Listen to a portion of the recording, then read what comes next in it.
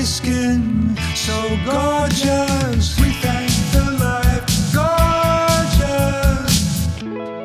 Thank the life gorgeous. I love the life gorgeous. Its torso is so tight. Ladies and gentlemen, welcome to the Life Gorgeous Craigers. This is where I share my magical life in hopes of improving your life. Very special broadcast today. The masterminds behind the new 30 for 30 ESPN podcast series, Chasing Basketball Heaven. And this is about Martin Manley, the Bill James of basketball, an eccentric character. And the character for this podcast series is played by Mr. Craig Kilborn. We're going to start with Rich, the elephant in the room. How the hell did you get Kilborn? You know what? Nick and I were talking before we came on. I'm like, he's gonna want to talk about that. How did we get You know how we got Kilborn? In 2019, before COVID even knew the word, I slid into the DMs of a childhood hero of mine who I'd found on Instagram. Really appreciated his style on there, and I thought to myself, if I could break some bread with Craig Kilborn, I'm going to go some places. Sent him a DM on Instagram, a long, beautiful message, and he politely passed. That sounds about right. I get a lot of DMs. I know I'm a busy man when I take my naps. Politely passed, and then we're 6 years later. Yeah, Nick and I are working on this project. We need a Martin Manley. That's the only thing we knew for sure. We need to find someone that can embody this character who's like the central figure in this crazy story that we wanted to tell. And soon after that, we realized it had to be someone who understood basketball, someone who could read long paragraphs about basketball and know what they were talking about, someone who had the range to capture what Martin Manley brings to the table. And I think we were looking at your Instagram account one day. I think we were out in LA like last October, and we happened across one of your posts from, I think you were in Ojai, maybe, or sure. maybe Carmel. Yeah. And it kind of clicked. Like, yeah, we also what? Oh no, we also wanted that sort of brain tickle for the sports fan of like, whose voice is that? Craig Kilborn, and it's like igniting that old sports enthusiasm for this guy who was, a few decades before very prominent on the scene. Yeah, and just having that sort of that symmetry. Very strategic to have Kilborn third person. I've been doing it since second grade, third person, because you get some attention. Okay, enough about me. So, gentlemen, this story, which we're going to talk about, drops today. Nick, Yes. Is this the biggest day of your life? No, I hope not. Well, actually, no, I hope it will be tomorrow. I don't think it, but we'll see what happens. But no, I'm definitely excited. I'm choosing to ignore it. Doing a little bit of both. Yeah. Because so your guys are nervous. Is that what I'm hearing? Yeah, I mean, you never know with these kind of things whether you'll create it and it'll disappear into the ether, right? Or it'll latch on, and you're just basically right. kind of hoping for that coin flip. I need some background, and also you guys are doing a great job, simpatico. Because as a interviewer, I will call on each person so people know who. But I like if I don't have to because it's extra work for me. And if you guys just jump in, and it looks like you know how to do it. But we've been doing it in a while. How long? You guys know each other. How'd you meet? Did you grow up together? Or did you meet each other in college, or what's going on? We met every other word. You're on. He was on with the Sklar brothers. We're going to do the everything. You go ahead. Boy style, yeah. We met in 2006 at a city magazine in Boston. Okay. And Rich was the young sports guy, and I came in and started working like cocktails and dining. But we shared an office and a love for sports and. Right. Been hanging out ever since. You're both from Boston? I'm just south of Boston, or I was just south of Boston in Dartmouth, Massachusetts. We hosted a podcast, Craig, briefly in like the late 2000s. It was named after a great Celtic Croatian. Dino Raja? Yep. Man, I had total faith. I know NBA trivia, maybe too much. Um, um, well, another elephant in the room, because I like saying that term before we get to the Martin Manley. Who was a better high school player, Nick Altschuller, or Very good. Rich Levine? I think we had very different skill sets. I'll let you start it off, Rich. Yeah, I don't know. I was just a point guard. Like I showed Nick the other day. I stumbled home on vacation. I was at my parents' house, and I stumbled over the final stat sheet my senior year of high school. And what did I shoot? 28% from three. Yeah. I was like 9 for 32 for the season, but that was like leading the team. I just set guys up. I'm a facilitator. I think Nick was more on the block. He was more of the classic late 90s high school player. Yeah, I grew up liking the power forwards that did the dirty work. And so I was always fairly athletic, but I couldn't shoot or I was discouraged from dribbling. So it's just running around, blocking shots, grabbing rebounds, playing defense. And then if I happened to put the ball back in after a rebound, a bonus. I think my high school team was better. I'm gonna say that confidently. So I'm gonna say a number. I'm gonna set the over/under for your senior year, both of you, points per game. Okay. 6.8 points per game. Yours is higher. Okay. What, Nick? What was that? Sounds about. It was under 10. It was probably like 6 or 7. Okay. But then I get the 10 rebounds. I get my 3 blocks. You average 10 rebounds in high school? I don't know if I definitely had games where I got double-digit rebounds. My thing was I might only score 6 points, but the other guy on the other team who averages 20, he's only going to have 12 against me. So I'm actually positive 2 points. Like a Hartenstein. I can see that. A little bit, yeah. PJ Tucker? No. I was like 7.5 and 7.5. Say again? Wait. Nick, what'd you say? I was always a Charles Oakley guy. Okay. So I could hit a nice 15-footer, but otherwise, like, this rebounds and hitting people. Right. Elbow in? Of course. Yeah. Flawless. That was 7.5 and 6.5. Okay. So let's get to this Martin Manley story. I want each of you in 10 seconds or so. I like it when people say in 10 words or less. No, I just want to hear both you guys describe to the people who don't know Martin Manley, who is Martin Manley, but not too kind of succinct. Want to go back and forth with adjectives? Yes, you start. Brilliant. I'll say brilliant. Very smart guy. Peculiar. Yeah. Eccentric. That's a good one. He's succinctly, he's a forefather of basketball statistics, but also so he's in that realm, but he's also a singular character and his own man by his own doing and admission that he stood apart and wanted to stand apart, but he's a part of a larger scope of basketball analytics. And for the people listening, and I've done some press for this, and I always say, he only listened to James Taylor. He only drank Pepsi, wore a fedora last few years of his life. Odd bird, analytics before everybody else, as far as in the NBA, knew that shooting the three-pointer, like if you shoot 37%, which is pretty good for threes, it's better than shooting 50% on twos in some ways, because it's obviously worth more. How did you guys discover this story in Martin? I was 2013, summer of 2013. I was sort of in a rough patch in my own life, personally, professionally. I was too much doers. Too much tour. I never leaned too hard on the doors. Okay, the doors helped more than it hurt. At least that's what too much Mountain Dew was your thing at the time. For the people listening, I've gone out with Rich, and he prefers doers, and I like doers on the rocks. Nothing Just wrong a doors with that. guy. Keep it simple. Nick likes martinis with a twist, no olives. I didn't ask him. I'll ask him now. Gin or vodka? Gin.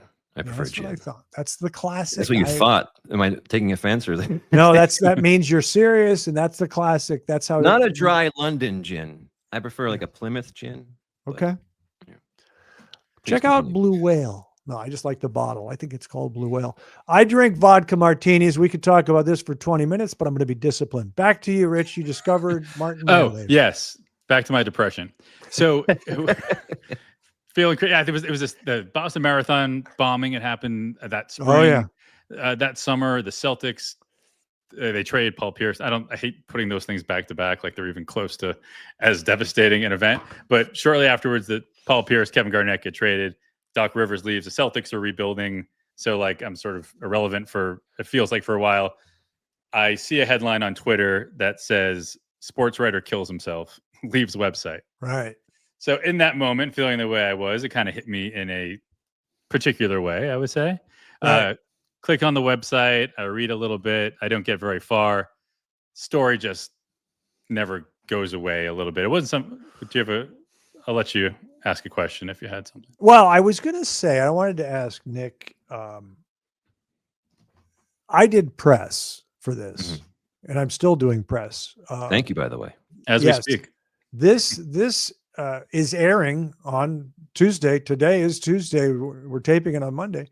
This is when the podcast series drops, and I'm doing Chicago, LA, New York. I'm doing Michael Kay in New York and some other people. Oh. And I like Michael Kay because I met him years ago. He's very nice guy. But I've eschewed talking about the details of the tragic ending. And Rich just said something. You said that how you discovered Martin Manley. And I thought we were avoiding saying that. And I can always take it out, by the way, Rich. But when you guys did your interviews, you guys have done a lot. Did the ending come up?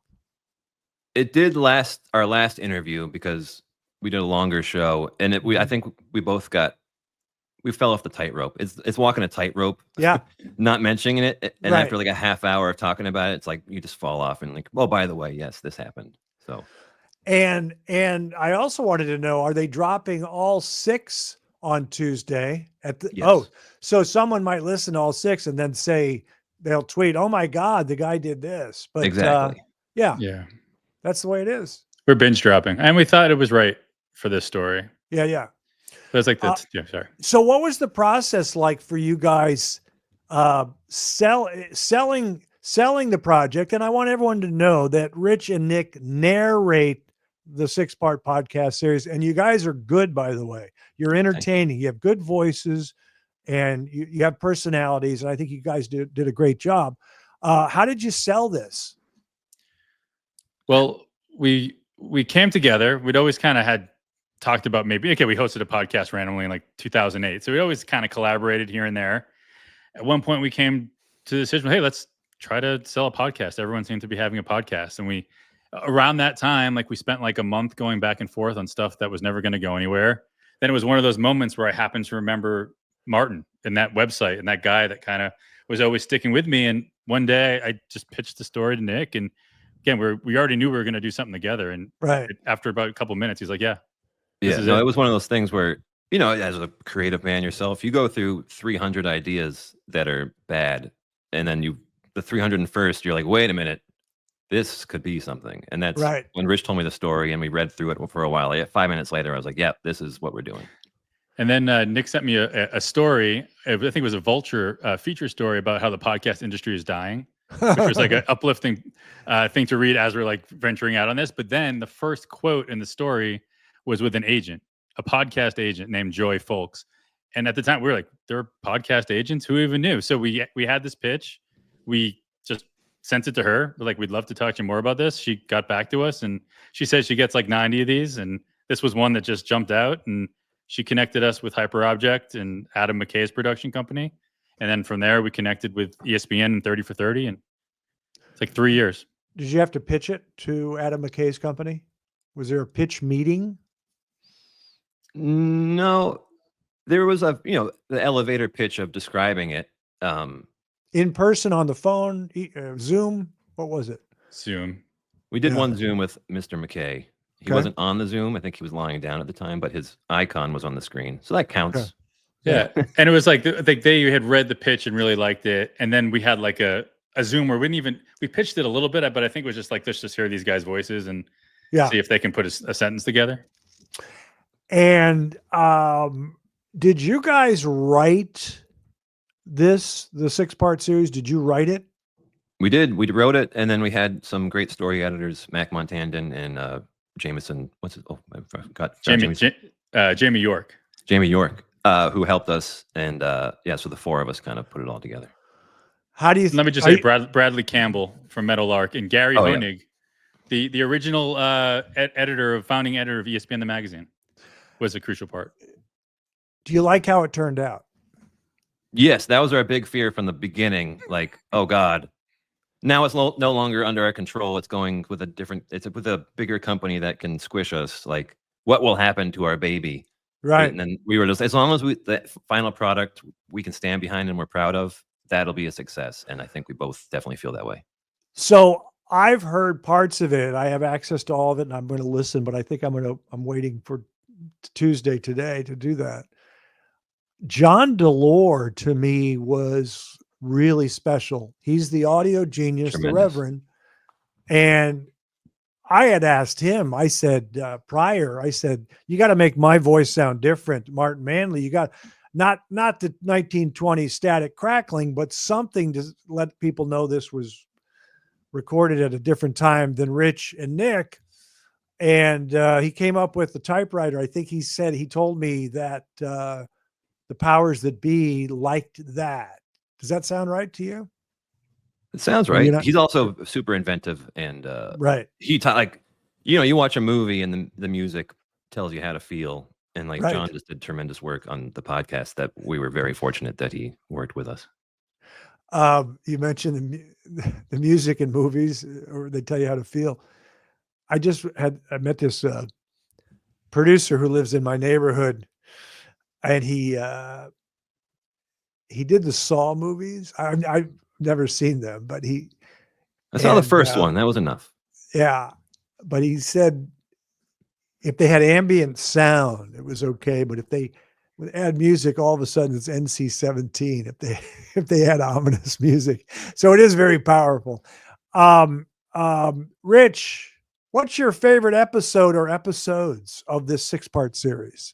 Ooh, great question. I think 5. 5 is has always been fun.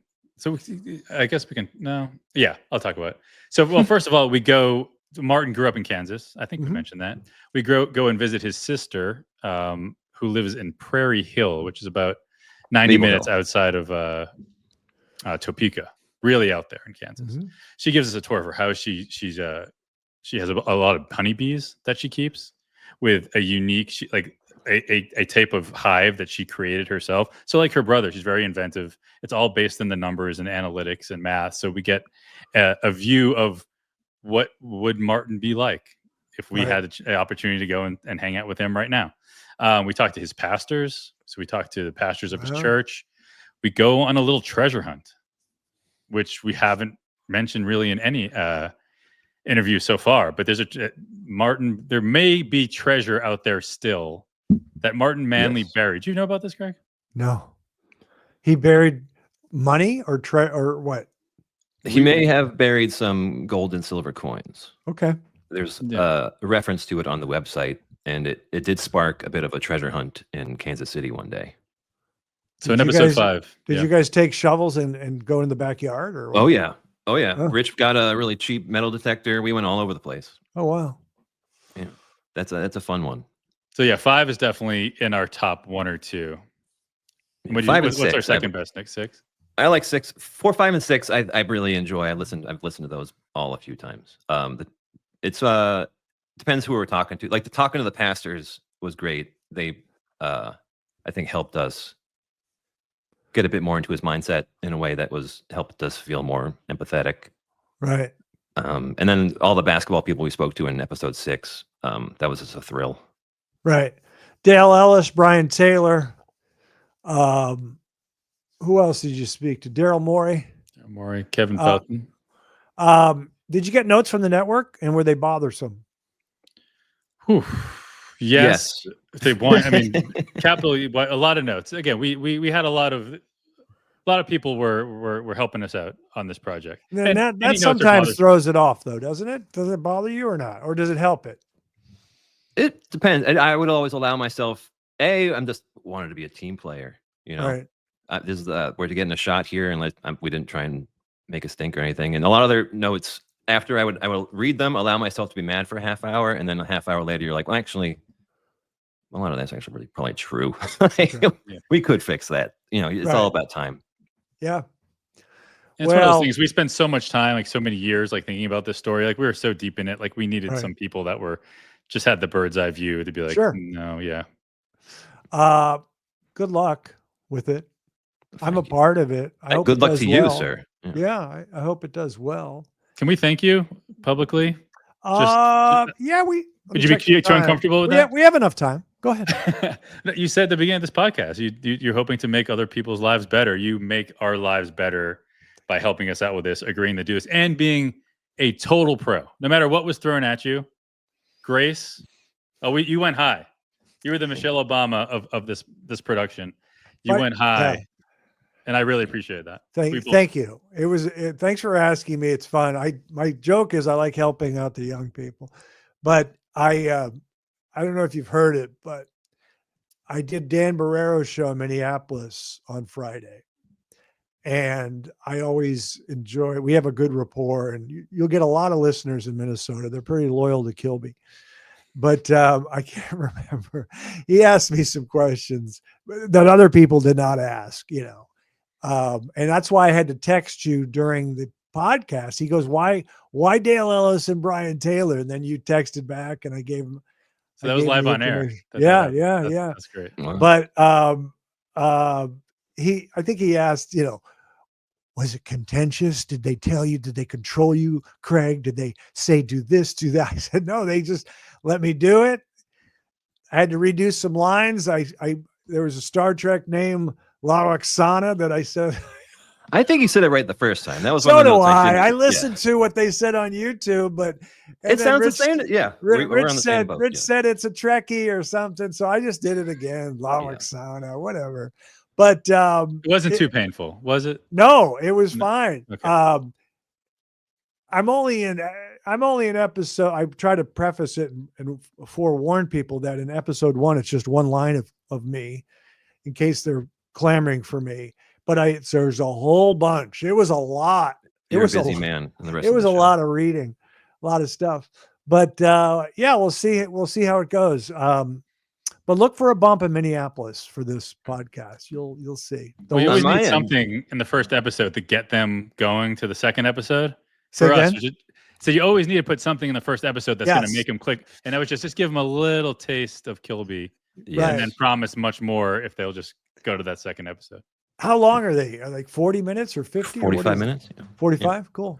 On my end, growing up in the Northeast in Boston, like when the project started, I've had a lot of friends that were like, "Oh, you're doing a podcast? Like, good luck with that. Your podcast, your cute little podcast there, And then when I was like, we got the guy to do the voice, Craig Kilborn. Everyone was like, "Oh, it's actually a thing." Oh, so it was very gratifying for me, and thank you to you bet. You guys are welcome.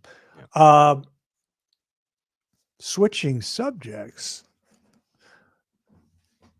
I used to play ball. I played ball at Shanlings, and I used to play ball a little bit with Adam Sandler.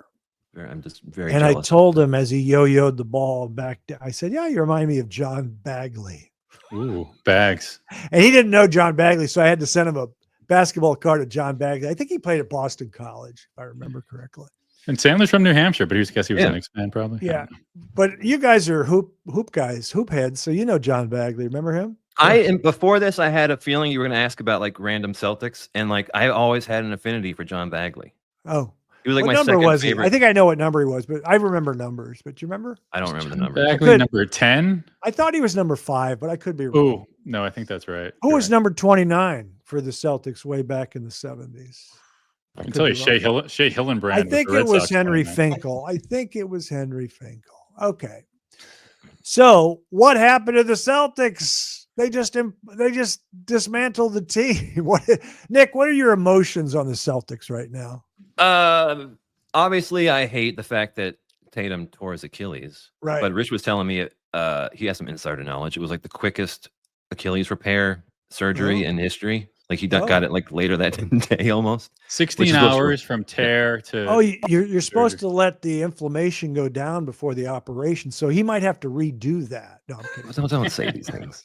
Yeah. Before even the scar tissue starts to form at 20 hours, he Oh, got in at 16. So they got it okay. before. And it's unprecedented. They don't even know how much it might help. I don't know if it's going to work.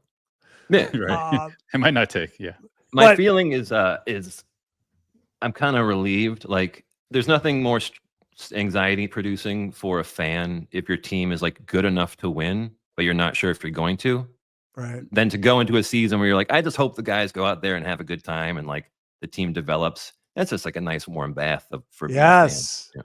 I like it. I used to say that with the Wolves. It's like I don't know if I can handle them making the playoffs because it was a 20-year drought or whatever.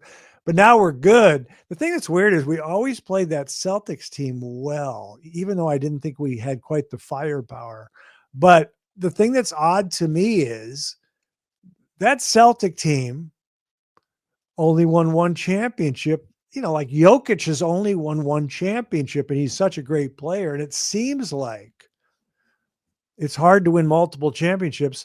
And I'm not sold yet on OKC. I know they're special, but I don't know if they're going to win multiple championships. Does it bother you, Rich, that that Celtic team only won one?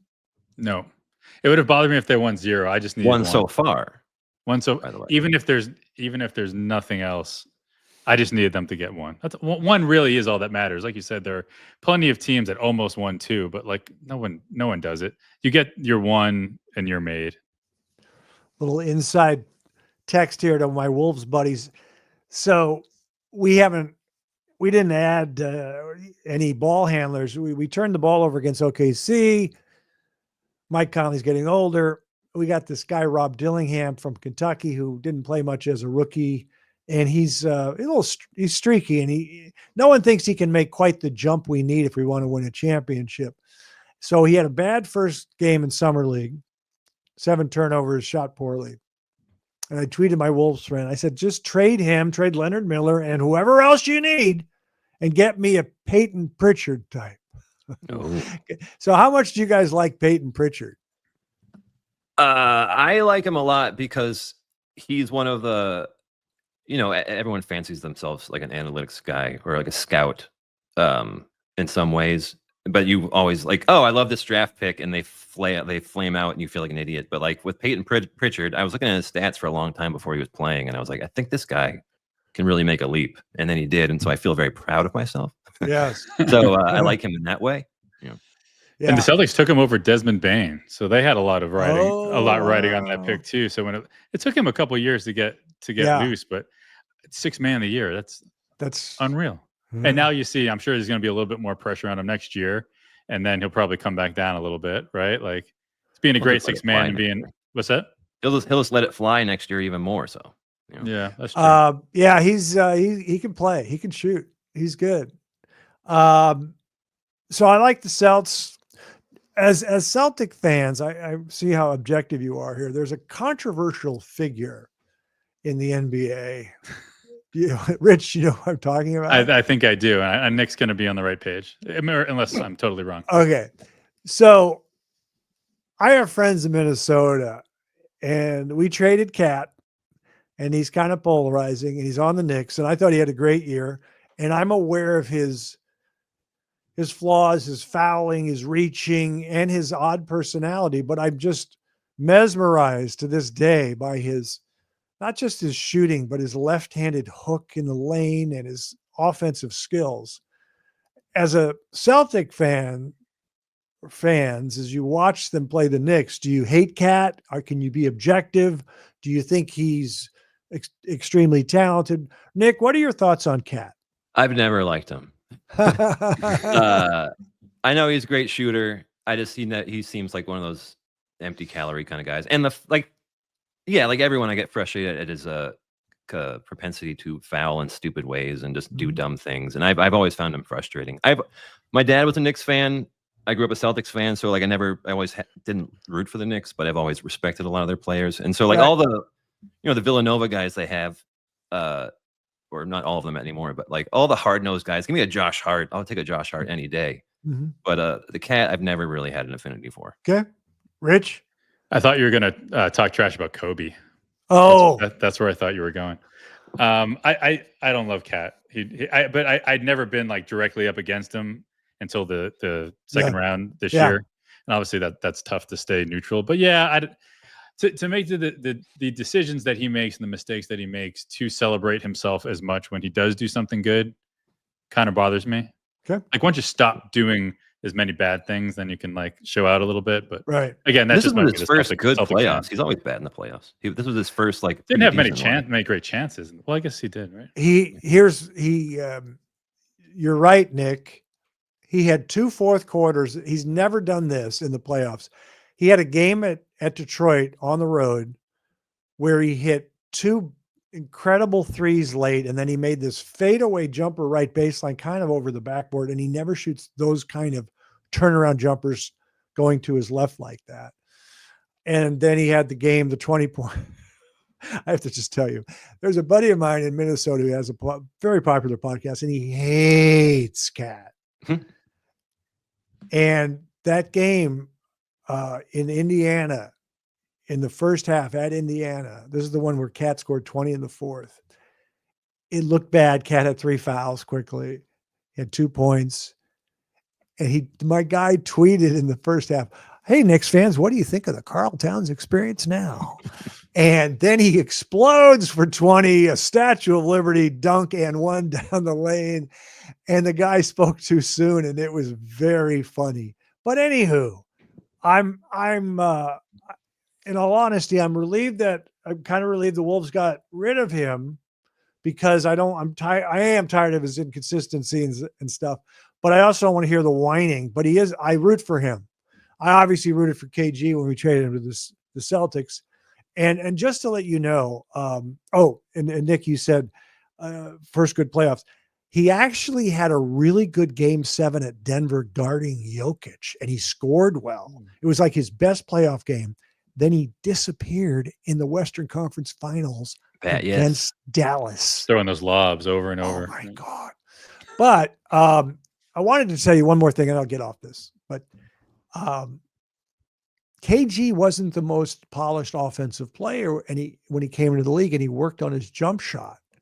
And people forget, sometimes go to KG late in the game and all this stuff.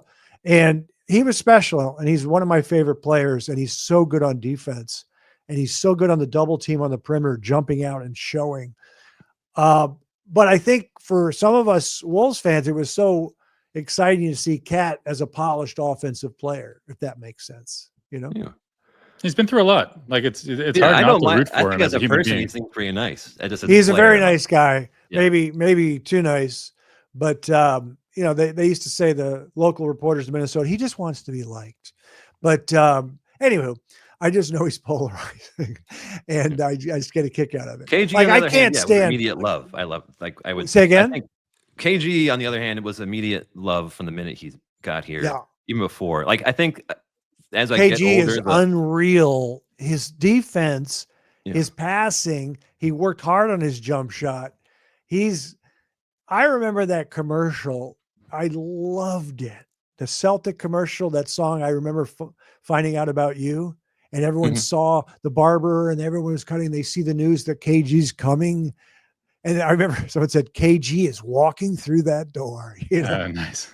And I was so happy that he got to go to a great franchise and win a championship.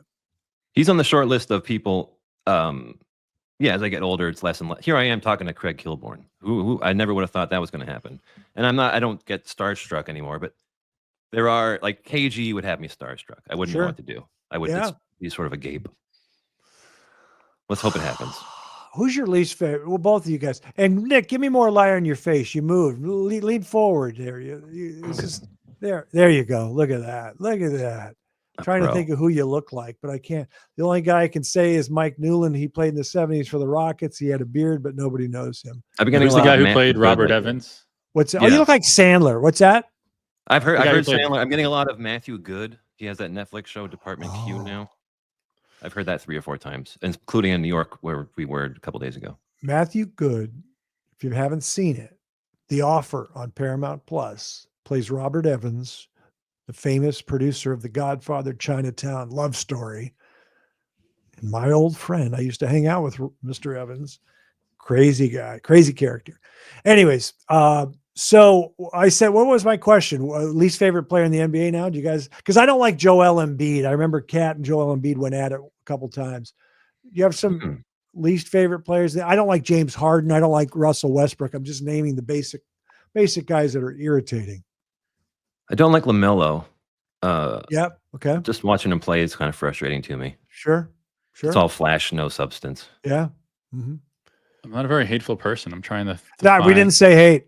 We didn't say hate. You said irritated. Irritating. Dylan Brooks, Draymond Green. Draymond's probably at the top. Very irritating. Yeah. Although Draymond Green, when I was Rich, kind of hooked me up with a blogging job about the Celtics, and so I would get into the locker rooms and stuff.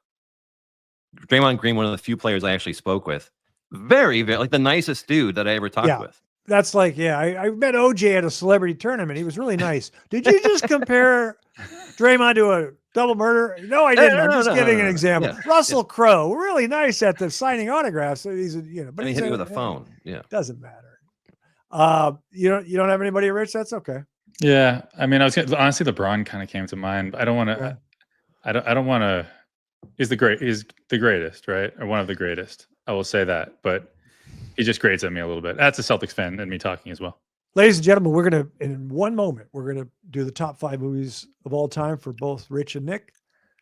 I just have a weird memory, basketball memory. I just want to see if you guys, if I'm the only one that remembers this. So I like Steph Curry. I don't love him, but he's a great shooter, but I don't like guys that turn it over and he turns it over. Does anyone remember in the finals when the Celtics lost to the Warriors a few years back? It was in Boston. I don't know if it's the second or third quarter. Steph Curry had 3 straight turnovers. You guys don't remember that, do you? He's just loose with the ball. It's just like that. But I was like, hey, that was just 3 in a row. He'd throw it away, dribble up. He did that.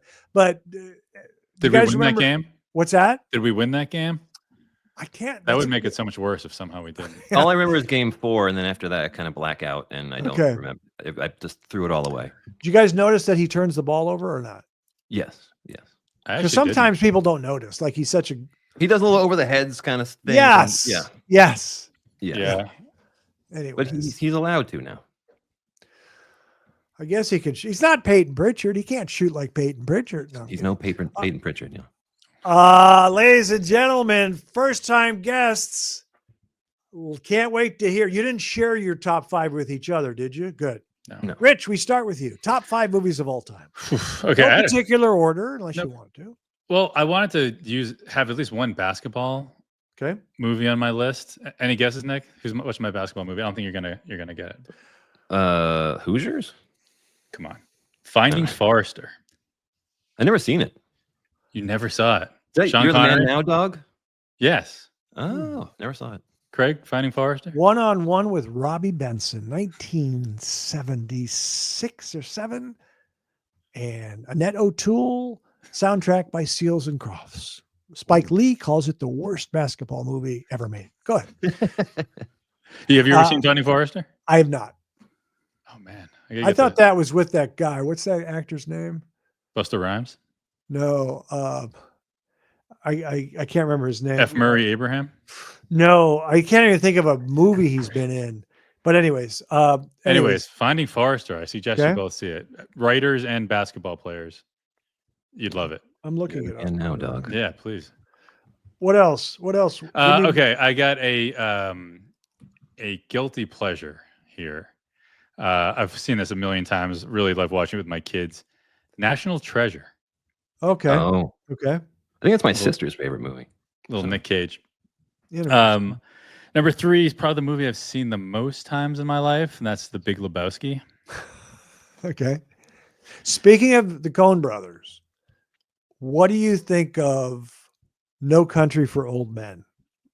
I thought about including it in my list. Okay. Because that's one of my favorite. It's my favorite Coen brother movie.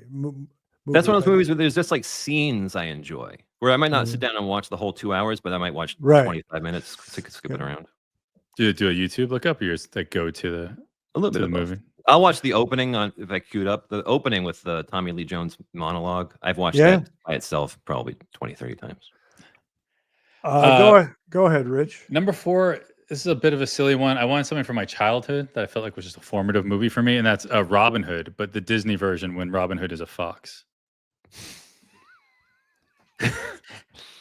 Last mean, but he's not good least, this is Okay. just a recent movie that I love, can't get enough of, is that's the Imitation Game. Love World War Oh. II movies. Okay. Love Okay. Cumberbatch. Okay. Love Keira That's where they Knightley. break the Omega code or whatever it is. Exactly. Okay. Yeah. Enigma. That's good. That's a good one. That's a good one. Nick, Yes.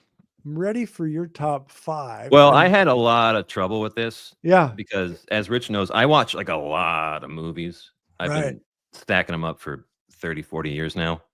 So I couldn't get 5, but I changed it. So now it's like top 5 like formative movies or like ways that like opened me up to more sort of Okay. stepping stone movies. Right. Old In school? chronological order. Okay. 1954 Rear Window. Huh. That Okay. was Yeah. Go ahead. growing up, your parents show you a lot of films. We watched a lot of Hitchcock. I think The Birds was the first. Birds never really hit me. Rear Window is like engaging from the jump, and it sort of opened the door to like, oh yeah, things that were made before I was born can still be very, very good. As a kid, it's important you learn that. So that opened up a whole world. May I make a quick comment? Mm-hmm. First of all, when you said this was a difficult task, I used to do this at dinner table with a group of people. We'd go around the table, and in some fun way, Kilborn is controlling the whole dinner now as everyone. But I would say this. They go, "This is too hard." I said, "You can change it 5 minutes later. You can change it because it's hard to just do 5." But the second thing I wanted to say is I'm a Hitchcock fanatic. And I only put one in my top 5 just to do that. It's not Rear Window, which is an excellent movie, but I'm a big Hitchcock fan. Go right ahead. Okay. But yeah, that opened. Then I started watching other things like Charade. I used to love as a kid. I don't know if you ever saw that. Yeah. Oh yeah. Yeah. Okay. Then 2000. So I was midway through college. Went to a little art theater in Providence. Saw Memento, having no idea what it was. Ooh, it's a good one. Memento kind of opened. Oh, like there's like a whole little indie world of things I Yeah. have yet to explore. It was sort of like, Yeah. when you're a kid, you listen to pop radio. Like that's all. 92 Pro FM and Fun 107 were the 2 stations when I was growing up. And like for a while there, you only think that like pop music is the music. Yeah. And then your neighbor who's 10 years older hands you a cassette, and you're like, oh, there's the stuff that's not on the radio that I'm just not listening to. There's a guy named Bowie, and we never even heard of him. Yeah. And So Memento was one of those movies where I was like, oh, okay, there's other stuff. And then you start watching like Sexy Beast or Right. all that kind of, and then I started, that was probably when I started like trying to follow a director, like watch someone's whole oeuvre, appreciate it that way. This one's a wild card. 2002. So I was kind of a fraidy cat, and I always have friends that watched horror movies tell me what happened and just get scared third party.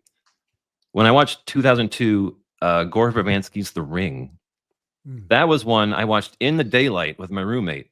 But yeah, the curtains drawn. It was July. It was bright outside. We watched that and then had to like open the curtains and go outside and like breathe and let the sun hit us for a bit because we both got too freaked out. But that kind of opened up the horror door that I've always kept closed, and now it's wide open. 2005, I was kind of torn between 2003's Old Boy or 2005, The Beat That My Heart Skipped, which is a French movie. And then when I was in grad school, I didn't have cable because I was trying to do my work, but I ended up playing PlayStation and using the PlayStation as a DVD player. Right. So I started watching a lot of foreign movies. And The Beat That My Heart Skipped is a nice crime drama, French drama about a guy who's his dad's like more of the head guy, and he's kind of torn between being a criminal or a concert pianist. Right. And the director, I forget, the director just did Emilia Perez, which was nominated this past year. That's a very fun movie. And then because I watch so many movies, lately, like I've stopped reading book flaps because I don't want to know. I've stopped watching trailers because I don't want to know. I don't want to feel like I have an idea what's happening. Mm-hmm. So I started watching a lot of like Cronenberg, those kind of movies where like anything could happen and I'm going to be surprised. Yeah. And the movie that has surprised me the most and sticks with me, I'm not sure I like it, but holy crap, is it bananas. 2021 Titan. What's it called? Titan, Titan. A-N-E. It's a French movie, Titan. Okay. It is a bizarro sort of thriller body horror movie about a French model who's also like a serial killer who also ends up having sex with a car and impregnated by the car. And then the movie gets weird. There already was. Yeah. Okay. It was very. I think the director won the Palme d'Or. So it's like it's a very very well respected movie that is completely off the rails bananas, and I had no idea what was going to happen, and I appreciate that. An eclectic list started off for me extremely strong. I sometimes say no foreign movies, but that's not fair on my part. But that's okay. Oh, that's no. I'm gonna name my 5, and then I'm gonna ask you some other movies that just come to mind. In fact, before I name my 5, I saw a movie once in the late 80s. I went to the video store, and it was called Mona Lisa with Bob Hoskins. And it just took me by surprise. And he was a driver for this, I was going to say African-American, a black woman in London who was a escort. And he had to help her a lot. Oh. And he eventually fell in love with her because he drove her so much. And she goes, "You stupid, I'm a lesbian." You know, it was just a real, but it was gut wrenching. It wasn't comedic at all. It was kind of gut wrenching and bizarre. But you went in cold, right? You didn't know what it was going to be about. That's Yes. what I'll go on Amazon and just be like, I have no idea. I forgot this movie existed. I have no idea what's going to go on to play. There's a lot of movies, popular movies I haven't seen, and it frustrates people. But I'll tell you, when I was in college, there's a very popular movie that I saw after the fact, and it did nothing for me. It's called E.T. And it's some people's favorite movie. And then also in college, there was this movie that was built up just like E.T. was, but I saw it, and it was one of my favorite comedies. It was called Comedy of the Year by Time Magazine. And then I saw it. It's called Tootsie with Dustin Hoffman, and I just really liked it. So it depends sometimes on how much that's built up, but I don't care about there are a lot of movies I don't care about. But let me just get into my top 5, or I say my top 4, because I kind of just throw a 5th one in there. North by Northwest, Cary Grant. It's my favorite Hitchcock, but I also like Strangers on a Train. Psycho is pretty impressive. A lot of them are. I just like a lot of Hitchcock movies. Number 2, and this is no order, Chinatown. Jack Nicholson, directed by Polanski. Sunset Boulevard, Before Your Time. It's Norma Desmond. I think I sent Rich a clip of, I sent you a clip of it because he was narrating and then he died at the end. But how did he narrate the whole film? That was that movie came up during our production meetings sometimes. Well, yeah, William Holden was the actor, and some famous lines. Mr. DeMille, I'm ready for my close-up, and that kind of stuff. What's the line about the pictures getting smaller? What is? Yes. Well, they went from silent films, then they went to it's the movies. I'm Still a Star. It's the pictures that have gotten small. I'm still a big star. The pictures have gotten smaller. Yeah, something to that effect. The Graduate. Very good movie. And then I rotate. So the 5th one I throw in there for the last few years, even though it's not necessarily top 5, but I loved it. And it was made, I think it was 2004, was Sideways. So when I started making my top 5, like this, what actually Sideways was in there. I quote that a lot. I watch it probably once a year. I love Sideways. It's great. Yeah. You ever Especially seen Girl with the Dragon Tattoo, Daniel Craig? Yeah. I don't remember liking that one. I'm a big Fincher guy, but I feel like that one I didn't like as much. That was good. You ever seen, I'll name movies that I just watch over and over that are not necessarily, I look at the ratings on IMDb. All the Hitchcocks are over an 8. So I watch movies over and over that are in the 7s. No Way Out, Kevin Costner. In the Line of Fire, Clint Eastwood. oh, I love that The one. Love that one. Fugitive, Harrison Ford. Those are the kind of movies I like. And here's another one that's great is everyone loves this movie if you've seen it. 3 Days of the Condor. It's Redford. 70s. Robert Redford. A long time ago. I need to rewatch. You guys How do you have feel some about homework to Predator? do. What's that? do you feel about Predator? Because Never Predator watched was my it. other top. That's that's Schwarzenegger? No, that's not Schwarzenegger. That's That is something else. Schwarzenegger. Oh, it is. Okay. Yeah. Yeah. Finding I- Forrester, guys, please. One of you watch Finding Forrester. Both of you don't have to, but one would be. Yeah, go Enough watch for me. Predator too. John McTiernan. He did Did like you guys Die grow Hard up right on after. James Bond like I did or not? Probably You had before. to. Yeah. Every Sean summer Connery. TNT had like the Bond summer, and you would just Yeah. had to watch them. Was That's your Pierce Gold- Brosnan our Brian, Nick? Goldfinger. Yeah. Oh yeah. Gold. I used to have a little song for that one. Yeah. You had a song? My friend growing up, his dad would always listen to like the James Bond like collection of like theme songs, and Goldfinger was always coming on, so we'd have a little song to it. Thank you, guys. We have one more quick thing, and then we're done. Then you guys can go shower and do whatever you guys do. Life Gorgeous quiz, simple questions, profound insights. Take my jacket off here. Only 3 questions for Life Gorgeous quiz. Sometimes it's 4 to 5, but I like this. First concert, we start with Rich Levine. Your first concert that you remember. The first concert I went to, I was Yes. brought to with adults, but it was the Monkees. Oh, that's aren't good. even is that Yeah. a good one? Yeah. they're not Well, even a real band, the right? Monkees were bigger when I was a kid, but yeah, that's The probably Monkees, why that's your my parents answer when went there. When they asked me that question. Daydream Believer, Davy Jones. Love the show too. I watched that show every Yeah, day after school. and Davy Jones was the lead singer, and David Jones changed his name to David Bowie because there was already a Davy Jones. Oh. First concert, Nick. My first my mom took my sister and I to James Taylor. no, and I don't like James Taylor actually. Paul Simon. This is right around Okay, the same thing. Graceland. Yeah. Same thing. Yeah, so this is right after Graceland, so that was a very big thing in the car too. Okay. I think this is a tough question. I'm gonna name a Boston-based movie. Tell me which one is better because I like both of them. But I think I could pick one: The Town or The Departed. Ooh.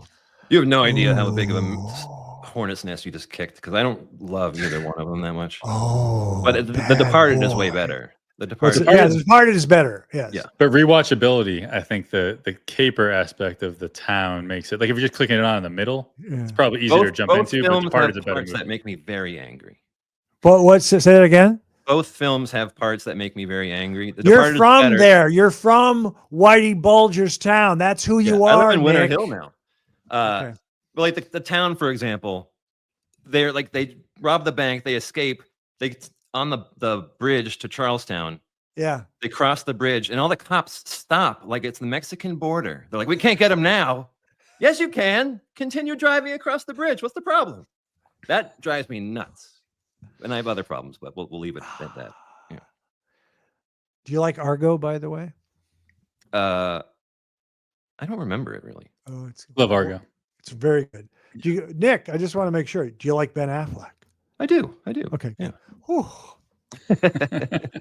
And finally, this is fun because Kilby doesn't eat a lot of carbs, so it's a joy when I can have a sandwich. We'll start with Nick. Top 3 sandwiches of all time. Oh boy. I like a turkey club. Oh yeah. Oh, what kind of bread? Bread's important to me. Kind of like a multi-grain toasted kind of thing. Okay. I like I had one yesterday for the first time in a very long time, and when they're bad, they're bad, but when they're good, they're real good. I don't eat a lot of cold cuts anymore, but a good Italian Yeah. really sure, hit the spot. Sure. You go to the right Yeah, spot, you go to the right place, Yeah. going in, it's gonna be a good Italian, and Yeah. you get the Italian. And then I don't know.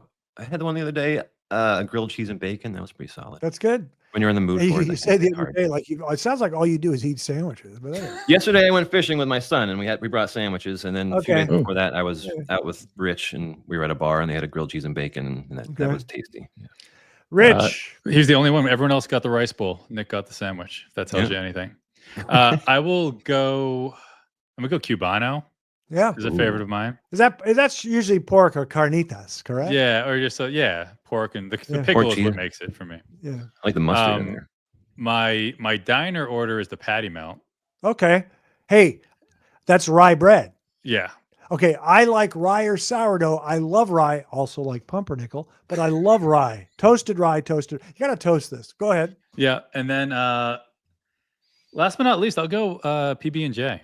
Okay. On like a potato, on a potato bread or a Yeah. Hawaiian sweet bread. Sometimes I'll do. A lot of young people do that. I think it's a cop-out. It's not a big deal. I don't think you're taking the game seriously, but that's okay. So quickly, you didn't mention any of mine, but then which makes me happy. I don't know. This is my favorite, but I rarely do it. It's not particularly healthy, but the Reuben with sauerkraut. You can have I don't like corned a beef sandwich or where I have to sleep pastrami. after. What's that? Say again. I don't like a sandwich where I have to like take a nap after. Well, You yeah. have to Reuben's retract will your kill you. jaw to Yeah. eat it. Yeah. Oh, corned beef or sauerkraut and corned beef or pastrami, and it can be on pumpernickel or rye. That's also a bit too sandwich to napkin ratio for me. Like a good Oh, no, Reuben, it's you're tasty. going I through don't like eat them. 20 of them. Yeah. Okay, cold sandwich. I love chicken salad. I go chicken salad on toasted rye. You have to have red onions. You have to have cheddar cheese. Love chicken salad. I like chicken salad. And the third one, controversial. Tuna melt. Mm. I like a tuna melt. Good. I don't feel great after eating a tuna melt, but I enjoy a tuna melt. Swiss? I've only had a few. I find them You can peculiar. put cheese. You can put cheddar on it or Swiss. Yeah. What's that? Nick? I've only had a few. I find them peculiar. The last one I had, I enjoyed. The first one I had at a summer camp, not knowing what it was. Right. I thought it was just like a grilled cheese sandwich, and then were there hot fish in here? What am I eating? You know? I've grown to appreciate them. I remember I did this with Ryan Russillo, and he didn't like tuna melt. And his response was, "Well, you're not going back to work after that." And I'm like, this isn't about during work. It can be on the weekend. Do you like a tuna melt or not? It's not about having to go back to the office. Anywho, thank you guys. Thank you.